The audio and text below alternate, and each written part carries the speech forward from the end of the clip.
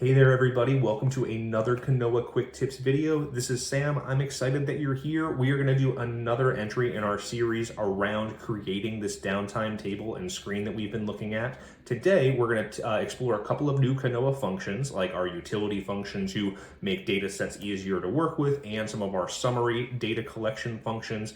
And we're going to add in a pie graph to the screen that we have been working with to summarize some of the data and present that back to the user. So let's get back in the designer and show you how to do this.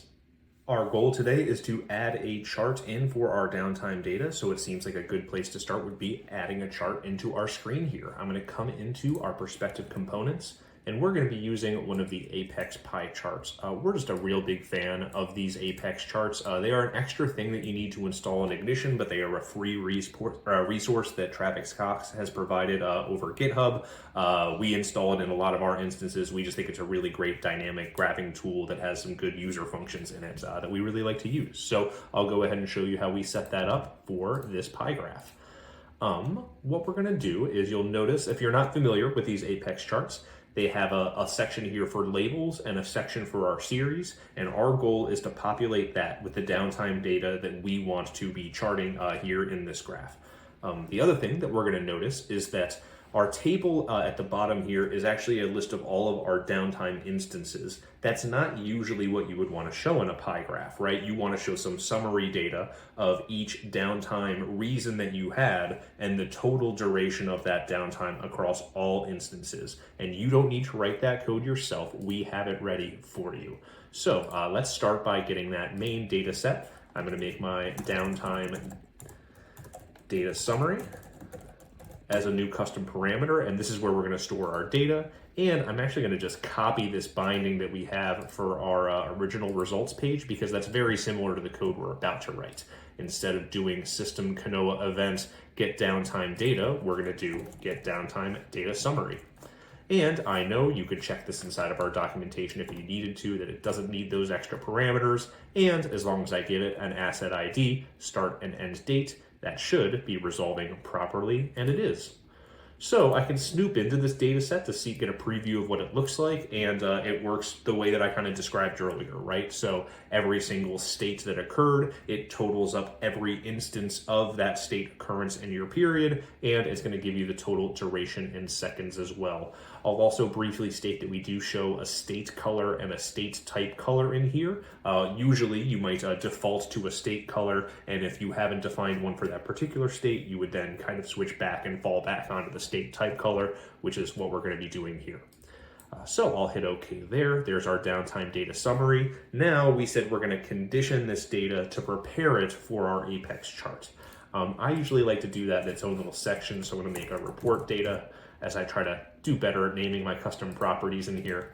I'm going to make a downtime summary pie.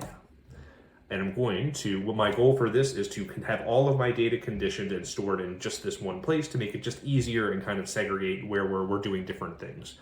I'm going to tie this in to our downtime data summary results from the Kanoa function. And there's a couple of things and tricks I'm going to show you on how we can best condition this data for our chart.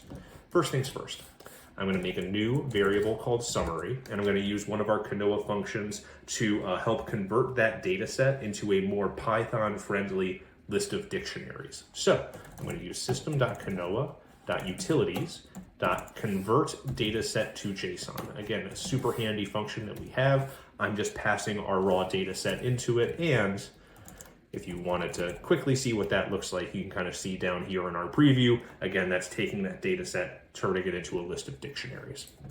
The other thing I'm going to do, I'm going to make a new variable called report data, and I'm going to just kind of decide what I want the output of this to look like.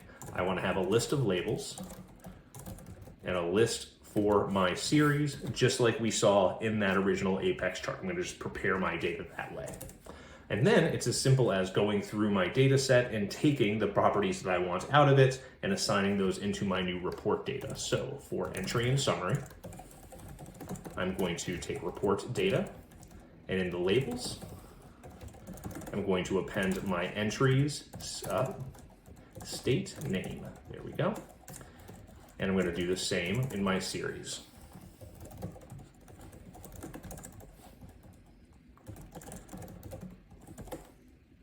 Okay, that's up. And one more thing I need to do is I actually need to return that report data.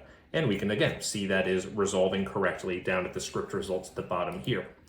Last thing I need to do is I now need to actually take my pie chart and bind that to my new prepared data. So I'm going to click on my pie chart up here, and I'm going to take the series and bind that to my custom report data downtime summary pie series. Great. And I'm going to do the same with all of my labels.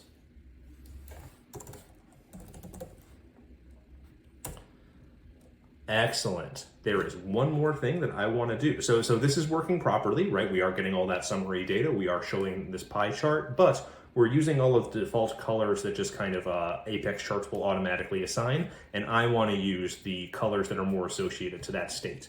So let's do a small tweak. I'm going to come back to our downtime summary pie.